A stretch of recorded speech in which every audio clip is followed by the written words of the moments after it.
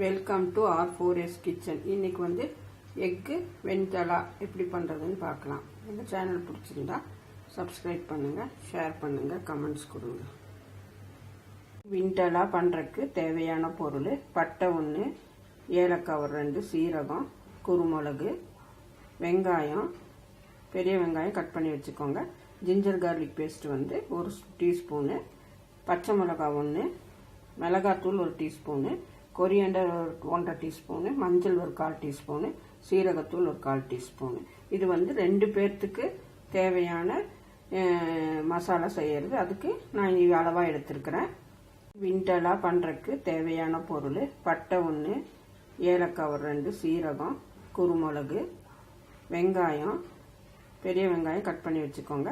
Ginger garlic paste வந்து 1 teaspoon, பச்சை மிளகாய் 1, மிளகாத்தூள் 1 டீஸ்பூனு, கொரியாண்டர் 1/2 டீஸ்பூனு, மஞ்சள் 1/4 டீஸ்பூனு, சீரகத்தூள் 1/4 டீஸ்பூனு. இது வந்து 2 பேர்த்துக்கு தேவையான மசாலா செய்கிறது. அதுக்கு நான் அளவாக எடுத்துருக்கிறேன். 2 தக்காளி போட்டு பியூரி எடுத்து வச்சிருக்குது. பட்டை, ஏலக்காய், குருமிளகு, சீரகம் எல்லாம் போட்டு தாளிக்கலாம். தேங்காய் எண்ணெய் ஊற்றிக்கோங்க, அதுதான் டேஸ்ட்டாக இருக்கும்.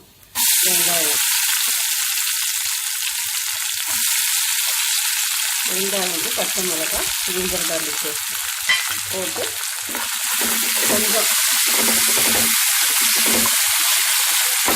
ரொம்ப பொன்னிறம் வேண்டாம், சுமார் ஆற வரைக்கும் வதக்கும்.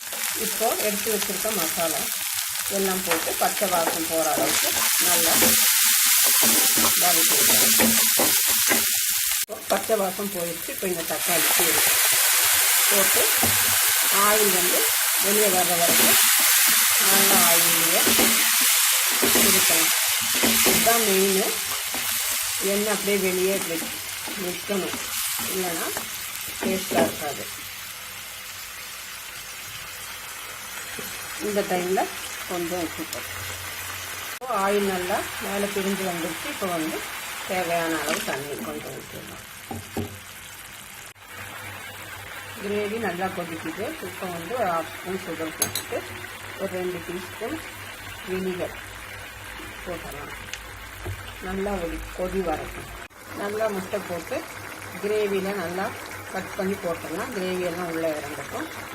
நீங்களும் வீட்டில் ட்ரை பண்ணி பாருங்கள். நல்ல டேஸ்டியான கிரேவி, சப்பாத்தி, ஃப்ரைட் ரைஸ்க்கெல்லாம் இது ரொம்ப நல்லாயிருக்கும்.